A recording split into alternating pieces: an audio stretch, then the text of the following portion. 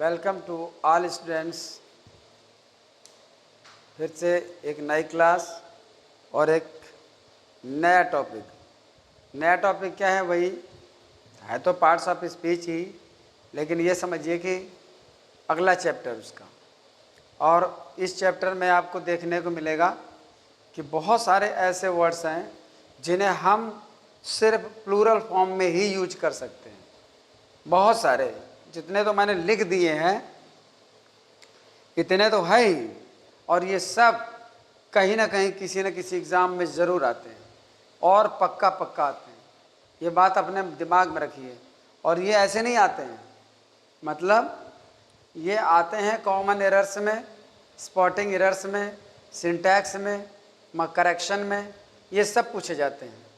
और सब सारे बच्चे जितने भी इस वीडियो को देख रहे हैं और अगर वो परीक्षा की तैयारी कर रहे हैं, किसी भी परीक्षा की तैयारी कर रहे हैं, तो उनका सामना इससे ज़रूर हुआ होगा, और नहीं हुआ होगा तो 100% से भी ऊपर उनका सामना इससे ज़रूर होगा, निश्चित है ये बात। तो ध्यान दे दीजिए एक बार फिर से कि इन नाउन्स का रोल क्या है और सेंटेंस में कैसे यूज किए जाते हैं। तो इनको बताने से पहले मैं बता देता हूँ कि ये सारे वो नाउन्स हैं जो हमेशा प्लूरल फॉर्म में आते हैं। और प्लूरल फॉर्म में आने का इनका एक ही रीज़न है कि ये सिंगुलरली नहीं बने होते हैं, अर्थात ये किसी सिंगल आइटम को डिनोट नहीं करते हैं, ये ज़रूर एक से अधिक आइटम को डिनोट करते हैं, अधिक पार्ट्स को डिनोट करते हैं। क्योंकि अभी मैं जब बताऊंगा तो मैं समझाऊंगा कि वो कैसे। तो ये हमेशा बहुवचन में आते हैं और इनके साथ जो वर्ब आती है, अर्थात जो इनका सेंटेंस फॉर्मेशन होता है, स्ट्रक्चर होता है, तो इनके साथ जो वर्ब आती है वो भी प्लूरल फॉर्म में ही आती है, सिंगुलर नहीं आती है। और सिंगुलर अगर आती है तो उसका स्ट्रक्चर बदल जाता है।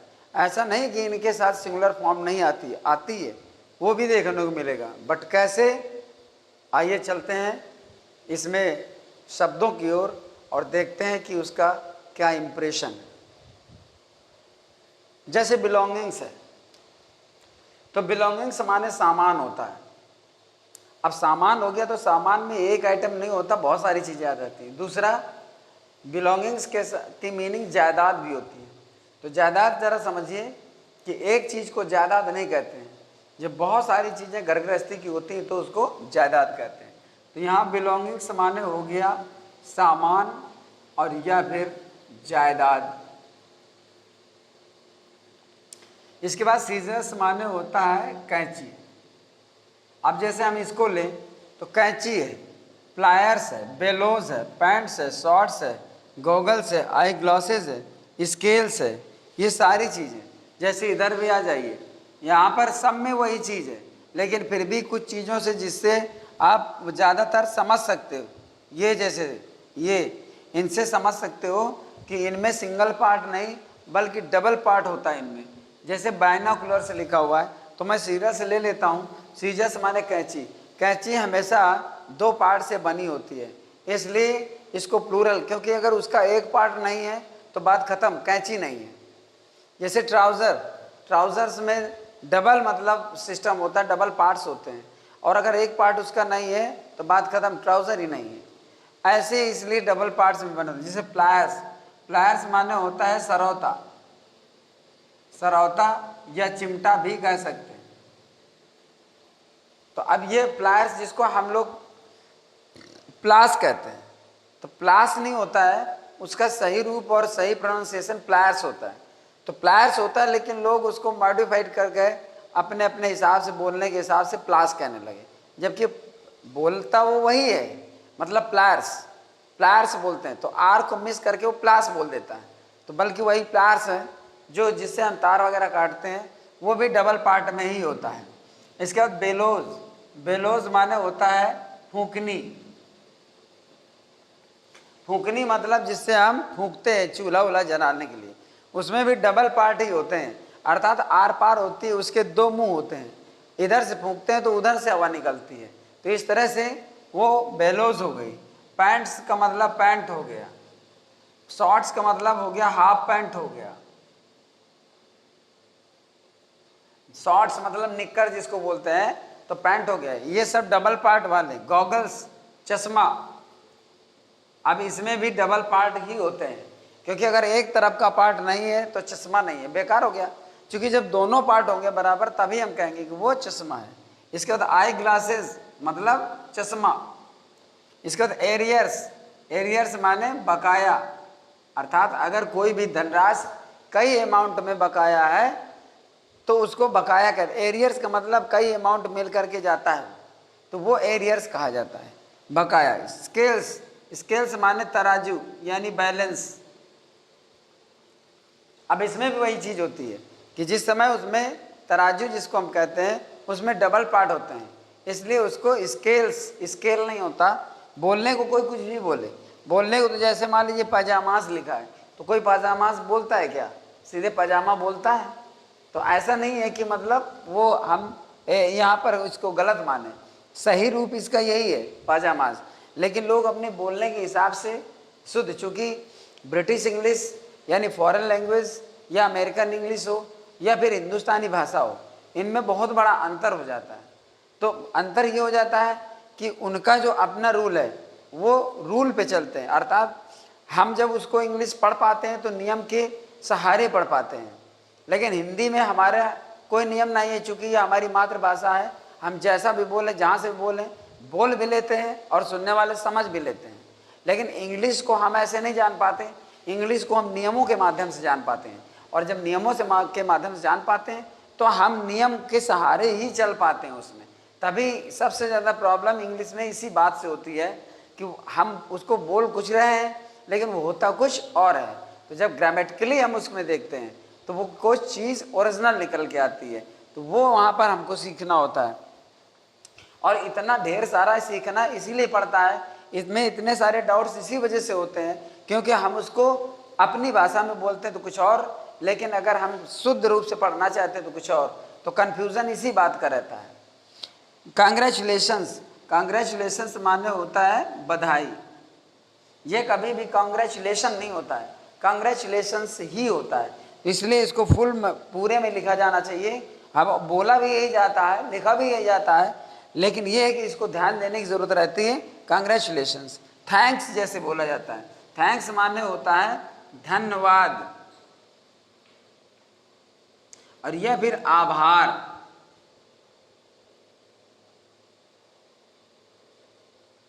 या फिर आभार कह देते हैं। तो अब ऐसा नहीं कि थैंक होता नहीं है, लेकिन थैंक होता है तो ऐसे होता है जैसे आई थैंक यू या थैंक यू, पर जब केवल थैंक बोलना है तो थैंक, सिंगल थैंक नहीं होता, थैंक्स होता है। इसके बाद जैसे जीन्स है तो जीन नहीं होता है, जब भी हम ये इसको देखते हैं तो जीन्स अर्थात जीन्स, और इसके साथ बोलते हैं पैंट। तो जीन्स अगर हम कपड़े की बात करें तो वो जीन्स ही होता है, और इसको हम जीन्स ही बोलते हैं, उसको हम जीन नहीं बोलते हैं, जीन्स बोलते हैं। तो यहाँ पर भी ध्यान देने की जरूरत है। इसके बाद फायरवर्क्स, आतिशबाजी, इसके माने आतिशबाजी। आउटस्कर्ट्स माने होता है बाहरी इलाके। अब बाहरी इलाका कहिए और चाहे फिर इलाका कहिए, अगर बाहरी इलाका हो गया तो बाहरी इलाका में बहुत सारी चीज़ें आ गई, क्योंकि अगर हम किसी नगर के बाहरी क्षेत्र की बात कर रहे हैं, किसी शहर के बाहरी क्षेत्र की बात कर रहे हैं, किसी गांव के बाहरी इलाके की बात कर रहे हैं, तो वो इलाका केवल एक चीज़ नहीं होता कि वहाँ पर एक मैदान पड़ा हुआ है या एक खेत है या एक मकान है, अर्थात बाहरी इलाके में जो भी चीज़ आ गया वो सब होते हैं, तो आउटस्कर्ट्स बोला जाता है। प्रोसीड्स माने होता है मुनाफा। अगर प्रोसीड है तो उसका अर्थ अलग होता है, प्रोसीड माने आगे बढ़ना होता है, लेकिन प्रोसीड्स का मतलब मुनाफा, अर्थात जब कोई चीज़ मतलब इंक्रीज करती है, ऊपर उठती है, तो वो फिर मुनाफा, लेकिन उसको लिखा जाता है प्रोसीड्स। रिचेस, और रिचेस का मतलब होता है संपत्ति। ये सब वर्ड्स जो हैं बिल्कुल अपने सही रूप में है, इनमें किसी प्रकार का कोई डाउट नहीं है, बस आपको इनको तैयार करने की ज़रूरत है। सेविंग्स माने बचत, आप बचत कितनी कर पा रहे हैं या कितने तरह से कर पा रहे हैं, वो इसलिए सेविंग्स बोला जाता है। सराउंडिंग्स, सराउंडिंग्स माने होता है परिवेश। इसको अब अपने आसपास के जितने माहौल को हम जानते हैं वही हमारा सराउंडिंग्स हो गया। तो अपने आसपास तो बहुत सारी चीज़ें होती हैं ना, बहुत तरह का मतलब स्थान होता है, तो इसलिए हम उसको सराउंडिंग्स बोलते हैं, हमेशा सराउंडिंग नहीं होता है। ट्रूप्स, ट्रूप्स माने होता है सैन्य दल। तो जो टीम हमारे पास होती है सेना की जो टुकड़ियाँ होती हैं उसको ट्रूप्स बोलते हैं, ट्रूप नहीं होता है। और टॉन्ग्स माने चिमटा, तो टॉन्ग्स माने चिमटा जो होता है तो उसके भी दो पार्ट होते हैं, तो इसलिए हम उसको टॉन्ग्स बोलते हैं। ट्राउजर्स माने, ट्राउजर्स का मतलब भी होता है एक प्रकार से पैंट। गैलोज माने फांसी का डंडा, तो ये डबल पार्ट से बने होते हैं। फांसी का डंडा ऐसे करके मान लीजिए बीच में उसको लटकाया गया डबल पार्ट में ऐसे करके, तो वो फांसी का डंडा, उसको इस तरह से गैलोज बोलते हैं। और स्पेक्टिकल्स यानी चश्मा, जब स्पेक्टिकल होता है, अगर एस नहीं होता तो स्पेक्टिकल माने दृश्य होता है, लेकिन स्पेक्टिकल्स होता है तो वो चश्मा होता है। पिंसर्स, पिंसर्स माने होता है चिमटी, पिंसर्स माने चिमटी, और चिमटी में भी दो पार्ट ही होते हैं, इसलिए उसको पिंसर्स बोला जाता है। इसके बाद ऑर्डर्स, और ऑर्डर्स का मतलब होता है आदेश। अगर ऑर्डर होता है तो वो नाउन भी होता है, वर्ब भी होता है, लेकिन जब हम आदेश के भाव में ऑफिशियल ऑर्डर जब होता है, जब ऑफिशियल ऑर्डर होता है तो ऑर्डर्स होता है। जनरल ऑर्डर होता है तो ऑर्डर हो सकता है, लेकिन जब ऑफिशियल ऑर्डर होता है तो वो ऑर्डर नहीं होता, फिर ऑर्डर्स होता है। तो यहाँ पर मैं अभी उसका एग्जाम्पल एक लिख देता हूँ। जैसे यहाँ पर हो गया, the orders have been, the orders of his transfer have been issued। इसका मतलब उसके ट्रांसफर के ऑर्डर्स इशू कर दिए गए हैं। तो ट्रांसफर का ऑर्डर देखिए बता दिया कि अगर हम उसको मतलब औपचारिक रूप से जो भी बोलना चाहें बोल लेते हैं और समझ में भी आ जाता है। अपने कंट्री में जिसके सामने बोलोगे मान लो वो समझ जाएगा, पर जिस समय लिखने पढ़ने की बात आती है कि हम उसको लिखें इंग्लिश में, तो जिस समय आप इंग्लिश की भाषा का इस्तेमाल करोगे तो फिर ये गलत माना जाएगा। हिंदी में चूंकि क्या होता है कि हमने बोला, हिंदी में बोल दिया, बात खत्म हो गई, समझने वाले ने समझ लिया। लेकिन जिस समय आप लिखते हो उसको और इंग्लिश भाषा में लिखते हो तो फिर वो इंग्लिश भाषा में शुद्ध रूप चाहता है हमेशा, और इसीलिए हमारे लिए यहाँ पर एक कठिनाई बन जाती है कि हम हिंदी की वजह से इंग्लिश को हम अच्छी तरह से समझ नहीं पाते, क्योंकि हम बोल कुछ और रहे होते हैं और ओरिजिनली वो होता कुछ और है। तो यही तालमेल नहीं बन पाता, इसलिए हमारे लिए ये इंग्लिश लैंग्वेज एक चुनौती बन जाती है। तो यहाँ पर टाइडिंग्स जो लिखा हुआ है, नहीं, जो यहाँ पर ऑर्डर्स था यहाँ मैं बता रहा था, तो ऑर्डर्स माने आदेश हो गया, और रिक्वायरमेंट्स का मतलब हो गया ज़रूरतें, और ये फिर आवश्यकताएं। तो आवश्यकता आप बोलोगे, लेकिन उसमें होता है कि रिक्वायरमेंट, रिक्वायरमेंट का मतलब क्या क्या रिक्वायर है, कौन कौन सी चीज़ें ज़रूरत में है, किस चीज़ की आवश्यकता है, तो किन किन चीज़ों की आवश्यकता है, आपकी रिक्वायरमेंट्स क्या है। तो आपकी रिक्वायरमेंट्स का मतलब है आप चाहते क्या, यानी क्या क्या चाहते हैं, इस सेंस में होता है। तो रिक्वायरमेंट जब हम कहते हैं तो रिक्वायरमेंट में कई चीज़ें हो जाती हैं, मतलब आपकी ज़रूरत क्या है।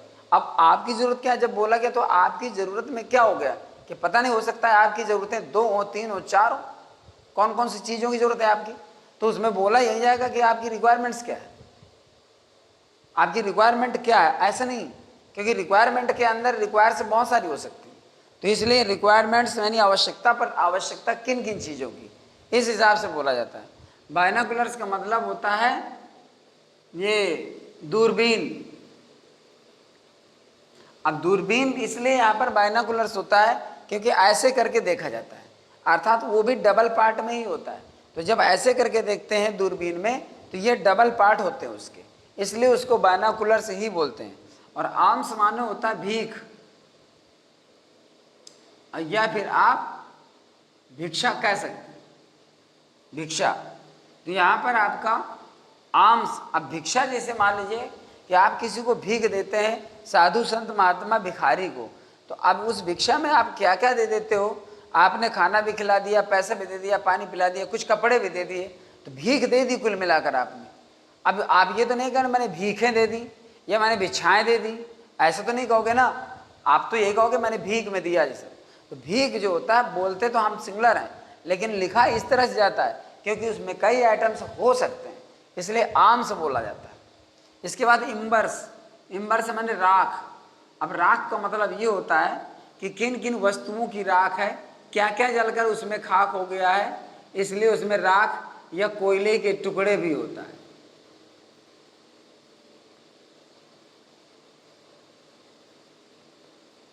ये भी होता है।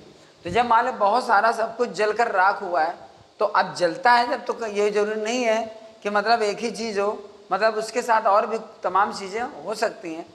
तो जैसे कोई चीज़ जलकर राख हो गई, तो कोई चीज़ जलकर राख हो गई हम बोल तो सकते हैं, लेकिन उस चीज़ के साथ और कुछ भी तमाम चीज़ें जलकर राख हो जाती हैं।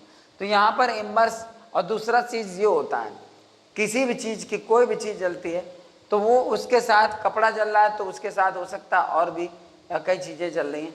तो ये हो जाता है कि इम्बर्स हो या कुछ भी हो, जब राख हम कहते हैं तो राख किसी एक चीज़ की नहीं, कई चीज़ों की राख हो सकती है, कूड़ा करकट और भी उसमें तमाम चीज़ें हो सकती है। तो राख वो आप ये नहीं कह सकते कि ये एक चीज़ की राख है, तो इसलिए इम्बर्स हो गया।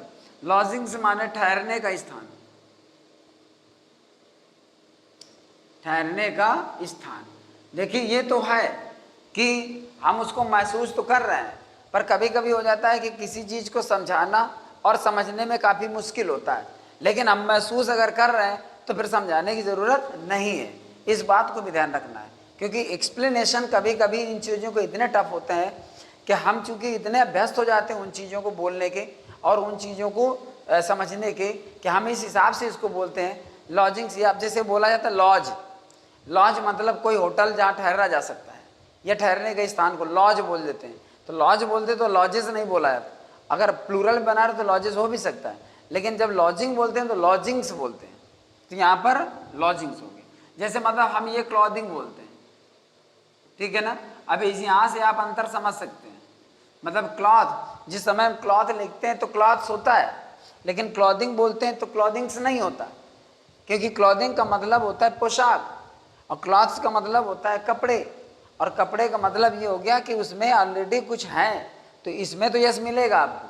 क्लॉथ जब मैंने उस दिन बताया था पिछले वीडियो में कि क्लॉथ CLOTH नहीं होता है, हमेशा बहुवचन होता है, क्योंकि इसके माने भी पोशाक या ड्रेस होती है, ठीक। तो इसमें ऐसा आपको मिलेगा, क्योंकि अगर हम इसमें ऐसा नहीं लगाते हैं तो ऐसा वर्ड निरर्थक है, अर्थात इस तरह हम लिख नहीं सकते हैं हमेशा इसको हम। और अगर ये नहीं लगाते हैं तो ये आपका बिना सिला हुआ कपड़ा हो गया। अब इसको आप बहुवचन बनाते हो तो ये हो गया मतलब थान के कई पीसेस हो गए, मतलब जो बिना सिला हुआ कपड़ा हुआ वो कई क्वांटिटी में हो गया, कई मतलब वैरायटीज में हो गया, तो ये तो बहुवचन होगा। लेकिन हम ये अगर कर दें इसमें ऐसे तो ये फिर गलत हो गया। फिर ऐसा होता है तो इसमें ऐसा लगेगा, लेकिन इसमें नहीं लगेगा, क्योंकि क्लॉथिंग माने हो गया पोशाक, इसी के माने हो गया मतलब कि पहनने वाले कपड़े। तो यहाँ पर क्लॉथिंग्स नहीं करते हैं क्योंकि इसमें ऑलरेडी बहुवचन होता है, तो यहाँ पर ये क्लॉथिंग इस तरह से आ जाता है। तो इसी तरह से हर शब्द का एक अपना बनाने का तरीका है। रिगार्ड्स माने होता है सम्मान, और अब रिगार्ड जैसे पे, आई पे हिम रिगार्ड्स, आई पे my regards, pay him regards, तो ये रिगार्ड्स बोलते हैं। रिगार्ड नहीं होता है, रिगार्ड माने संबंध रखना होता है, तो रिगार्ड्स का मतलब सम्मान होता है। तो जब सम्मान के अर्थ में यूज करते हैं इसको तो हमेशा रिगार्ड्स यूज करते हैं। रिमेन्स माने अवशेष, अवशेष का मतलब हो गया कुछ बचा हुआ। अब वो अवशेष में बहुत सारी चीज़ें होती हैं, कुछ चीज़ें बच गई और जितनी चीज़ें बन गई बच गई किसी भी चीज़ में, किसी भी मात्रा में, किसी भी सिचुएशन में, तो उसको हम अवशेष कहते हैं। और अवशेष बहुत सारी चीज़ों के हो सकता है, बहुत सा हो सकता है, तो इसलिए उसको अवशेष कहते हैं। टाइडिंग्स माने समाचार होता है, समाचार, या हम खबर कह सकते हैं। अब टाइडिंग्स, समाचार और खबर क्या है, मतलब समाचार पत्र आप पढ़ते हो तो क्या उसमें क्या देखते हो, मतलब ढेर सारी सूचनाएं होती हैं, तो वो उसमें जब बहुत सारे, लेकिन फिर भी हम कहते हैं कि मतलब समाचार पत्र, पेपर कहाँ है, समाचार पत्र कहाँ है, तो बोलते तो हम ऐसे ही ना समाचार पत्र कहाँ है, कह देंगे ये न्यूज़ आई है, तो न्यूज़ आई है तो मतलब उस न्यूज़ में या न्यूज़पेपर में कितनी न्यूज़ होती है, उसमें बहुत सारी न्यूज़ होती है। तो इसलिए हम यहाँ पर टाइडिंग्स का मतलब समाचार। अब समाचार में 2 बातें या 3 बातें हो सकती हैं एक साथ। कोई खबर लाया, अब खबर में लाया ये भी करना, वो भी करना, वो भी करना, सब मिलाकर खबर हो गई, सब मिलाकर सूचना हो गई, सब मिलाकर समाचार हो गया, तो इसको टाइडिंग्स हमेशा लिखा जाता है। टैक्टिक्स, टैक्टिक्स माने युक्ति, युक्ति या कोई चाल। अब जैसे वो चाल चल रहा है या युक्ति चल रही है, ये युक्ति बना रहा है, तो युक्ति का इस्तेमाल कर रहा है, तो अब उस युक्ति के अंदर कितनी एक्टिविटीज़ वो कर रहा है, वो चाल चल रहा है तो उस चाल में कितनी एक्टिविटीज़ शामिल है ये कहा नहीं जा सकता, और सारी एक्टिविटीज़ को मिलाकर टैक्टिक्स कहा जाता है कि वो चाल चल रहा है। अब चाल चल रहा है, जैसे किसी के खिलाफ कोई चाल चल रहा है तो वो किस तरह से उधर से भी उसको फंसा रहा है, इधर से भी फंसा रहा है, ऐसा भी कह रहा है, वैसा भी कह रहा है, तो ये सब मिलाकर उसकी क्या हो गई, टैक्टिक्स हो गई। इसके बाद वैक्स, वैक्स का मतलब होता है फल यानी परिणाम या फिर मजदूरी, ये होता है। तो वैक्स इसका इसी तरह इस्तेमाल किया जाता है, और सभी ने पढ़ा होगा wages of sin is death, wages of sin is death, ये सिंगुलरली यूज किया जाता है, क्योंकि जब जिस समय हम ये फल और परिणाम का अर्थ लेते हैं तो उसको हम सिंगुलर यूज करते हैं, लेकिन जब मजदूरी का अर्थ लेते हैं तो फिर उसको हम प्लूरल यूज करते हैं। तो यहाँ पर इसका, लेकिन इसका वेग नहीं होता है, इसका हमेशा वैक्स ही होता है, तो इसको भी ध्यान रखिए। आर्चिव्स का मतलब होता है दस्तावेज, दस्तावेज, दस्तावेज का मतलब आप कोई भी दस्तावेज किसी भी तरह से कह सकते हो, ऐतिहासिक दस्तावेज हो सकते हैं वो, तो आर्चिव्स का मतलब दस्तावेज हो गया, अर्थात ऐसे रिकॉर्ड्स। अब दस्तावेज बहुत संख्या में होते हैं ना, और हो भी सकते हैं, क्यों नहीं हो सकते हैं, तो दस्तावेज किसी एक कागज को नहीं कहते हैं, दस्तावेज जो होते हैं वो रिकॉर्ड्स होते हैं, इसलिए आर्चिव्स होना चाहिए। अब देखने को तो मोबाइल में केवल आर्चिव मिलता है ना, तो वो एक अलग चीज़ हो गई कि मतलब कहीं पर ये लिखा हुआ है, लेकिन यहाँ पर आप चूंकि सिंटैक्स के लिए पढ़ रहे हो तो ओरिजिनली यहाँ पर आपको देखना है कि आर्चिव नहीं होता, आर्चिव्स होता है।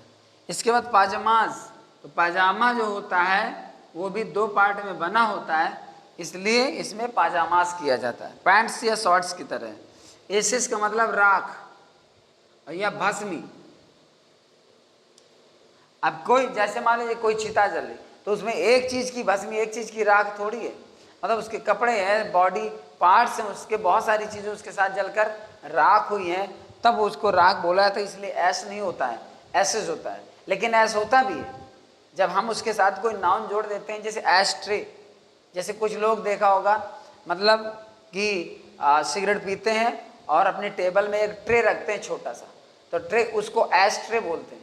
तो एश ट्रे जो होता है वहाँ पर एसेज ट्रे नहीं होता है, वहाँ एश ट्रे होता है, और जब उसका प्लूरल बनता है तो एश ट्रेज होता है, मतलब उसमें हम क्या करते हैं, ट्रे में प्लूरल बनाते हैं। और ये प्रक्रिया आप समझ चुके हो पिछले वीडियो में कि हम जो मेन हमारा वर्ड्स होता है उसमें जोड़ करके हम प्लूरल बनाते हैं, जैसे फादर इन लॉ तो फादर्स इन लॉ। लेकिन अब ये है कि उस वीडियो में आपने कुछ ऐसा भी देखा जहाँ पर वो नियम उस तरह से लागू नहीं होता, कुछ डिफरेंट टाइप से भी आ जाता है। एनल्स, एनल्स का मतलब होता है रिकॉर्ड्स, रिकॉर्ड्स का मतलब होता है आंकड़े, आंकड़े। अब वो मतलब रिकॉर्ड्स ऑफ लाइफ हो यानी लाइफ रिकॉर्ड्स हो, या फिर हिस्ट्री ऑफ लाइफ हो, तो किसी के जीवन का इतिहास हो या जीवन की रिकॉर्ड हो, उन सभी को एनल्स बोला जाता है।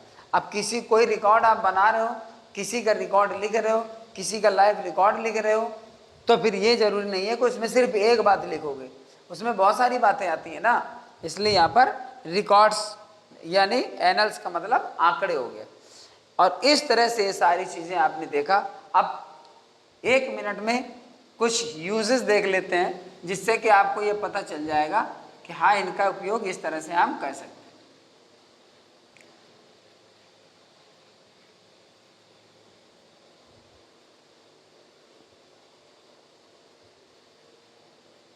जैसे देखिए लिखा है कि माई सीजर्स आर शार्प, तो यहाँ पर सीजर्स प्लूरल है, इसके साथ हमेशा आर लगेगा। जबकि हम बोलेंगे क्या, मेरी कैंची तेज है, मेरी कैंचियाँ तेज हैं, ऐसे नहीं बोल सकते हैं। इसमें यही बोलेंगे मेरी कैंची तेज है। तो माई सीजर्स आर शार्प हो गया। अब जैसे यहाँ पर हम बोलना चाहते हैं कि इसको सिंगुलर कैसे यूज कर सकते हैं, जैसे हम ये कर देंगे कि a pair of scissors has been bought by me। तो फिर यहां पर जब ए लग जाएगा, अर्थात आपने एक जोड़ा खरीदा है, तो एक जोड़ा का मतलब ये है कि आप इस तरह से जब प्रयोग करेंगे तो यहां पर आप सिंगुलर वर्ब इस तरह से दे सकते हैं। तो इस चीज को आपको थोड़ा सा ध्यान रखना है कि इसका प्रयोग किस तरह से आएगा।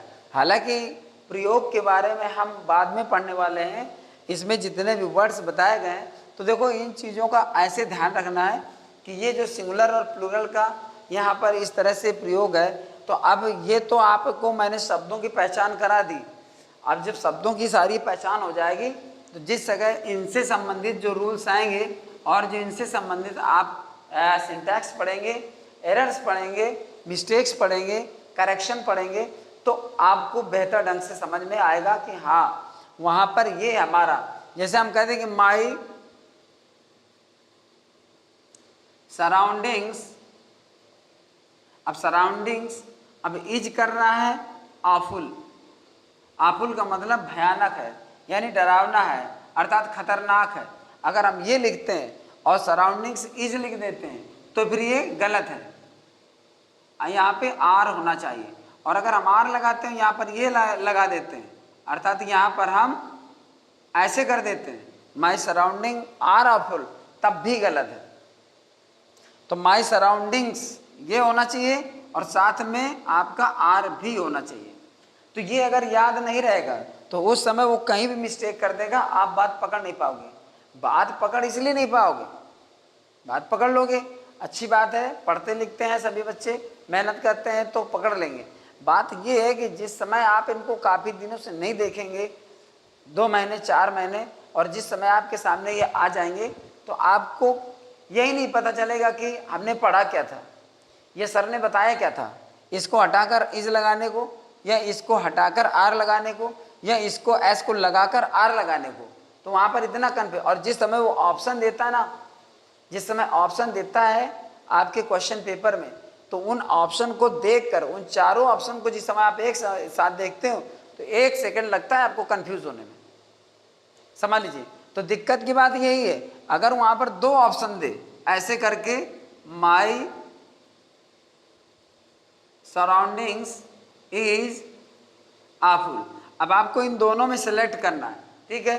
तो अब आप समझ जाओगे कि सर ने बताया था कि ये बहुवचन होता है और आर वर्ब लगती है और यस लगा है तो आर लगेगा। तो इस हिसाब से आप समझ सकते हो, क्योंकि आप यहाँ पर सपोर्ट नहीं करता, आपको पता है कि यहाँ पर ये चीज़ नहीं है। अब एक ऑप्शन ये दिया, एक ऑप्शन ये दिया, और एक ऑप्शन आपको दे देता है माई सराउंडिंग आर आफुल। अब वो एक ऐसे दे देता है और फिर एक सराउंडिंग्स इज दे दिया, फिर सराउंडिंग ये लगाकर फिर इज दे देगा, जैसे ये दे देगा आपको माई सराउंडिंग इज आफुल।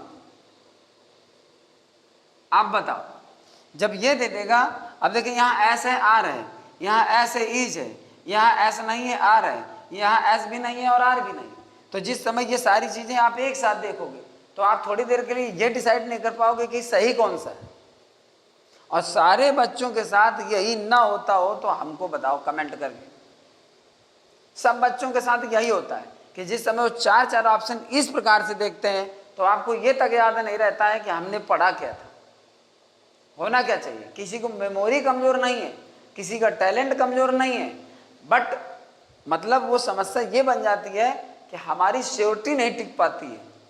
मतलब हम बहुत समय तक, लंबे समय तक श्योर नहीं रह पाते हैं क्योंकि वो है ही इतना कंफ्यूजिंग। और अभी तो ये सिर्फ एक सेंटेंस आप देख रहे हो, एक सेंटेंस, और जब जितने सारे वर्ड्स दिए हुए हैं और इसके बाद ये तो वर्ड्स 1 टाइप के हैं, इसके बाद बहुत सारे ऐसे वर्ड्स हैं जो प्लूरल भी हैं और सिंगुलर में यूज किए जाते हैं। जो सिंगुलर भी दिखते हैं और प्लूरल में यूज किए जाते हैं। ये तो प्लूरल दिखते हैं और प्लूरल में यूज किए जाते हैं, तो ये तो सीधा है कि प्लूरल देखते हो तो प्लूरल में यूज करोगे। बट कुछ ऐसे हैं जो दिखते में प्लूरल है लेकिन यूज सिंगुलर किए जाते हैं, कुछ ऐसे हैं जो दिखने में सिंगुलर है लेकिन प्लूरल यूज किए जाते हैं, तब क्या करोगे?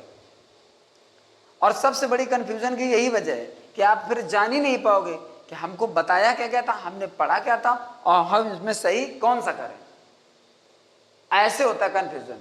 और ना कंफ्यूजन होता तो बताओ 100% से भी ऊपर ये चीज आपको मिलेगी, और ये होता है, और यही आपके पेपर में आता भी है। तो ये ऐसी चीजें नहीं है कि आपको इनसे सामना नहीं पड़ेगा। जितने भी लड़के, चाहे वो एसएससी के हों, चाहे वो एयरफोर्स नेवी के हों, सबके सामने यही सिचुएशन रहती है, और सबके सामने यही सारी चीजें आती कि वो देखते तो हैं उसको, लेकिन बहुत ही डीपली स्टडी नहीं करते हैं। एक बार देख लिया और मन में ये बोला अपने मन में, अरे नहीं ये तो आ जाएगा, ये तो आ जाए, ये तो हो जाएगा, बस एक बार देख लिया बस हो गया। सीजर्स होता है बस होता है, सराउंडिंग्स होता है बस होता है, क्लॉथिंग होता है क्लॉथिंग्स नहीं होता है, पढ़ने में लगता है, लेकिन जिस समय आ जाएगा क्लॉथिंग्स लिख करके तो आप डिसाइड नहीं कर पाओगे कि क्लॉथिंग्स होता है कि नहीं होता है, कि क्लॉथिंग होता है। तो ये सारी समस्या है। और तो बहुत सारे लड़के अपने अपने लॉजिक इसमें लगाते हैं कि नहीं नहीं वो याद रहेगा। कुछ तो सोच लेते हैं कि अरे नहीं ये कोई जरूरत होगी यही आएगा, ये थोड़ी आएगा, वो तो वो आएगा जो हम पढ़ते हैं। मतलब उनका देखिए, कुछ बच्चों का लॉजिक ये रहता है कि वो ये कहते हैं कि जो हम पढ़ते हैं वही आएगा, जो हम नहीं पढ़ते वो नहीं आएगा। मतलब वो ये कहते हैं कि जो वो कहते क्या है, मतलब मन में रखते हैं कि जो चीज़ हम नहीं पढ़ रहे हैं वो नहीं आएगी। मतलब उनका सीधा से होके कि वो जो नहीं समझ में आ रहा है और जो नहीं पढ़ पा रहे हैं तो कहते हैं अरे वो वही थोड़ी आएगा। मतलब ये नहीं कहते कि वो नहीं आएगा, अरे यही थोड़ी आएगा, कि जरूरी कि यही आवे। लेकिन जब आ जाता है तब समझ में आता है कि हाँ वही आ गया जिसको हम सोच रहे थे कि ये नहीं आएगा। तो ये सारी चीज़ें हैं। अगली क्लास के लिए आप बिल्कुल तैयार मिलिए। और पार्ट्स ऑफ स्पीच एक ज़बरदस्त टॉपिक है, आप इसको ये मत समझिए तमाम बच्चे शुरुआत की वीडियो को देखा नहीं, उन्होंने ओपन तक नहीं किया, देखा नहीं। तो मैं अपना काम कर रहा हूँ, तुम अपना काम नहीं कर रहे हो वो तुम जानो, मुझे इससे लेना देना नहीं है। क्योंकि यहाँ तो आपसे मैं चार्ज कोई ले नहीं रहा हूँ, और ना ही तुम मुझको फोर्स कर रहे हो कि नहीं सर वीडियो तो बनाना पड़ेगा। ऐसा कोई म्यूचुअल ऑब्लिगेशन है नहीं।